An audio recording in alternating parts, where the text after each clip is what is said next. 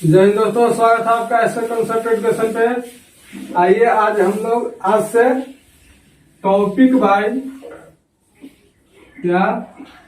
Topic को उठा करके, चाहे वो साइंस का टॉपिक रहे या आर्ट्स का टॉपिक रहे, टॉपिक वाइज जहाँ से क्वेश्चन एग्जाम में पूछता है वो टॉपिक को हम लोग आज से क्लियर करेंगे। एक नया सीरीज चलेगा टॉपिक का सीरीज। क्या टॉपिक सीरीज, इसको नाम रहेगा टॉपिक सीरीज चलेगा। जहां जहां से एग्जाम में क्वेश्चन जिस टॉपिक से पूछता है उस टॉपिक को सिर्फ हम लोग 10-10 मिनट 5-5 मिनट में कवर करेंगे, उस टॉपिक को क्लियर करेंगे। आइए आज उठाए हैं रोगों से प्रभावित होने वाला अंग। कौन सा रोग में हमारा शरीर का कौन सा अंग प्रभावित होता है, उस टॉपिक को आज हम लोग क्लियर करते हैं। देखिए निमोनिया, क्या निमोनिया से फेफड़ा प्रभावित होता है। अब देखिए ये 5 रोग है, ये 5 रोग में फेफड़ा प्रभावित होता है। तो इसको याद करने का ट्रिक हम लोग देखेंगे। देखिए निमोनिया, क्या निमोनिया से भी फेफड़ा प्रभावित होता है। निमोनिया से कौन सा अंग? फेफड़ा। ट्यूबरकुलोसिस, क्या ट्यूबरकुलोसिस जिसको हम लोग टीबी बोलते हैं, क्या टीबी बोलते हैं, टीबी से भी फेफड़ा प्रभावित होता है। फेफड़ा शरीर का कौन सा अंग प्रभावित होता है? फेफड़ा। टीबी जिसको ट्यूबरकुलोसिस कहते हैं, टीबी से हमारे शरीर का जो फेफड़ा अंग है फेफड़ा प्रभावित होता है। अब ब्रोनकाइटिस, क्या ब्रोनकाइटिस से भी फेफड़ा, और कुकर खांसी से भी फेफड़ा, और दामा, क्या दामा से भी फेफड़ा प्रभावित होता है। तो ये 5 रोगों को हम लोग को क्रम बना लेना है, 5 को एक क्रम में याद करना है। निमोनिया, ट्यूबरकुलोसिस, ब्रोनकाइटिस, कुकर खांसी और दामा, ये 5 रोग में फेफड़ा प्रभावित होता है। कौन सा अंग शरीर का? फेफड़ा प्रभावित होता है। उसके बाद आता है हैजा, क्या हैजा आता है, और हैजा में आंत प्रभावित होता है। शरीर का कौन सा अंग हैजा में प्रभावित होता है? तो आंत। शरीर का कौन सा अंग हैजा में प्रभावित होता है? क्वेश्चन एग्जाम में ऐसा पूछता है कि फेफड़ा, क्या फेफड़ा जो है ट्यूबरकुलोसिस से कौन सा अंग प्रभावित होगा? तो एग्जाम में ऑप्शन बना के देगा फेफड़ा, तंत्रिका तंत्र, अग्नाशय, तो उसको हम लोग फेफड़ा को टिक आउट करना है। क्या फेफड़ा को। तो उसी प्रकार देखिए 5 को क्रम में याद रखिए। निमोनिया, ट्यूबरकुलोसिस, ब्रोनकाइटिस, कुकर खांसी और दामा, ये 5 रोग से फेफड़ा प्रभावित होता है। कौन सा अंग? फेफड़ा प्रभावित होता है। और उसके बाद आते हैं हम लोग हैजा पर। हैजा से आंत प्रभावित होता है। शरीर का जो आंत अंग है वो प्रभावित होता है। उसके बाद टाइफाइड, टाइफाइड से आंत प्रभावित होता है। टाइफाइड भी हम लोग को दूषित जल पीने से होता है। हैजा भी हम लोग को दूषित जल पीने से होता है। और पेचिस, क्या पेचिस से भी आंत प्रभावित होता है। यानी ये 3 और 1 4 डायरिया, क्या डायरिया से भी क्या आंत ही प्रभावित होता है। देखिए यहाँ लगभग जो है अशुद्ध जल पीने से, जो खराब जल होता है उस जल पीने से होता है। तो देखिए अगर हैजा, टाइफाइड भी है टाइफाइड भी है, बुखार, और डायरिया भी देखिए दूषित भोजन, दूषित जल पीने से होता है। तो ये जहाँ दूषित जल और भोजन आएगा वहाँ आंत प्रभावित होगा। कौन सा अंग शरीर का? शरीर का आंत प्रभावित होता है। तो हैजा, टाइफाइड, पेचिस और डायरिया, तो शरीर का आंत प्रभावित होता है। कौन सा अंग? आंत प्रभावित होता है। तो इन 4 को हम लोग को क्रम बना लेना है। हैजा, टाइफाइड, पेचिस और डायरिया से आंत प्रभावित होता है। कौन सा अंग? आंत प्रभावित होता है। उसके बाद आते हैं फिर पोलियो। पोलियो से तंत्रिका तंत्र, क्या तंत्रिका तंत्र प्रभावित होता है। और रेबीज, क्या रेबीज से भी तंत्रिका तंत्र, मिर्गी से भी तंत्रिका तंत्र, और टिटनस, क्या टिटनस। हम लोग क्या हैजा, टाइफाइड, पेचिस और डायरिया देखे क्या होता है? आंत से। लगभग जो है जो प्रदूषित जल और भोजन करने से होता है वो लगभग आंत को प्रभावित करता है। किसको प्रभावित करता है?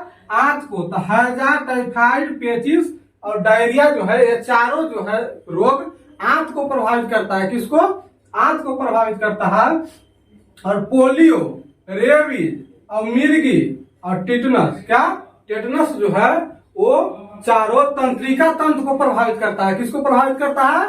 तंत्रिका तंत्र को। तो पोलियो पूछेगा तो तंत्रिका तंत्र, रेबीज पूछेगा तो तंत्रिका तंत्र और मिर्गी तो तंत्रिका तंत्र को प्रभावित करता है। किसको? तंत्रिका तंत्र को प्रभावित करता है। और टेटनस, क्या टिटनस जो हम लोग कहते हैं, वो भी तंत्रिका तंत्र को प्रभावित करता है। यानी शरीर में जो तंत्रिका तंत्र होता है उसको प्रभावित करता है। उसके बाद हम लोग आते हैं मसूड़ा पर। क्या? मसूड़ा जो होता है, दांत का थोड़ा सा निचला भाग मसूड़ा, वो मसूड़ा जो है प्रभावित होता है स्कर्वी रोग में। कौन सा रोग? स्कर्वी रोग में मसूड़ा प्रभावित होता है। और पायरिया बोलते हैं। क्या? पायरिया में भी मसूड़ा प्रभावित होता है। तो ये दोनों को हम लोग याद कर लेंगे ऐसे। यहाँ पे देखिए, यहाँ पे पोलियो से लेकर के 4 रोग है। पोलियो, रेबीज, मिर्गी और टेटनस, ये चारों तंत्रिका तंत्र से प्रभावित होता है। किससे? तंत्रिका तंत्र से प्रभावित होता है। और ये 2 रोग स्कर्वी और पायरिया में मसूड़ा प्रभावित होता है। कौन सा? मसूड़ा प्रभावित होता है। उसके बाद आते हैं हेपेटाइटिस और पीलिया। आते हैं हेपेटाइटिस। क्या? हेपेटाइटिस में यकृत प्रभावित होता है। क्या? यकृत प्रभावित होता है। पीलिया में भी यकृत प्रभावित होता है। तो ये दोनों को याद रखेंगे, हेपेटाइटिस पीलिया। क्या? हेपेटाइटिस पीलिया, हेपेटाइटिस पीलिया, ये में यकृत प्रभावित होता है। कौन सा? शरीर का कौन सा अंग प्रभावित होता है? तो यकृत प्रभावित होता है। उसके बाद आते हैं चेचक। क्या? चेचक में जो है संपूर्ण शरीर प्रभावित होता है। चेचक जब हो जाएगा आपको तो पूरा शरीर में चेचक होता है, पूरा शरीर को प्रभावित करता है। कौन सा है? चेचक जो है पूरा शरीर को प्रभावित करता है। इसको हम लोग याद कर लिए। आगे चलते हैं प्लेग पर। क्या?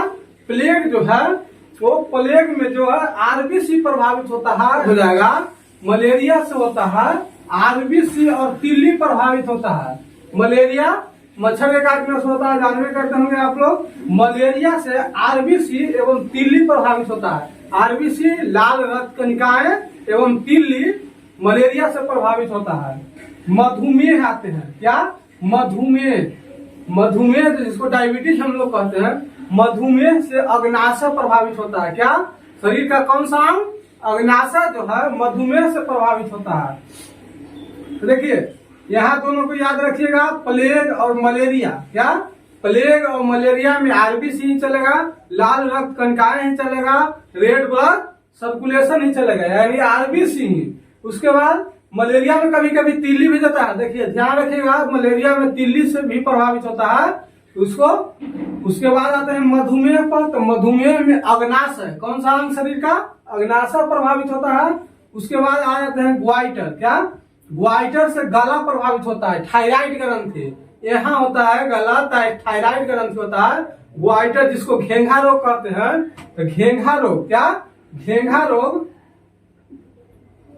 हम लोग घेंघा रोग इसको कहते हैं। तो इसको में थायराइड ग्रंथि प्रभावित होता है, गला प्रभावित होता है इसको से, घेंघा रोग से। उसके बाद आते हैं ट्रेकोमा। क्या? ट्रेकोमा से आंख प्रभावित होता है। कौन सा अंग? आंख प्रभावित होता है, ट्रेकोमा। उसके बाद ग्लूकोमा से भी आंख प्रभावित होता है। तो ट्रेकोमा, ग्लूकोमा, ट्रेकोमा, ग्लूकोमा, ये आंख प्रभावित होता है। उसके बाद मायोपिया, मायोपिया से भी आंख प्रभावित होता है। तो ये तीनों को एक साथ याद रखिएगा, ये तीनों को एक साथ। कौन सा? आंख प्रभावित होता है। और ग्वाइटर से गला प्रभावित होता है। क्या? गला प्रभावित होता है, जिसको थायराइड ग्रंथि कहते हैं, वो प्रभावित होता है। उसके बाद आते हैं एड्स। क्या? एड्स आते हैं। तो एड्स से प्रतिरक्षा प्रणाली प्रभावित होता है, या इसको WBC भी कह सकते हैं। क्या? WBC भी कह सकते हैं, श्वेत रक्त कणिकाएं भी कह सकते हैं। प्रतिरक्षा प्रणाली जो है श्वेत रक्त कणिकाएं होता है, और वो जब शरीर में कम जाएगा तो कोई भी जीवाणु जो है आपको आक्रमण कर देगा, आपके शरीर में उस जीवाणु को मारने की शक्ति नहीं रहेगा। तो देखिए एड्स से प्रतिरक्षा प्रणाली प्रभावित होता है, आपको शरीर का रक्षा नहीं कर पाएगा और आपका शरीर बहुत सारे रोगों से ग्रस्त हो जाएगा और वो ठीक नहीं होगा। वो शरीर का एड्स है, एड्स से क्या? प्रतिरक्षा तंत्र प्रभावित होता है। उसके बाद आते हैं इन्फ्लुएंजा। इन्फ्लुएंजा से श्वसन तंत्र प्रभावित होता है। क्या? श्वसन तंत्र। और डिप्थीरिया से भी श्वास नली। क्या?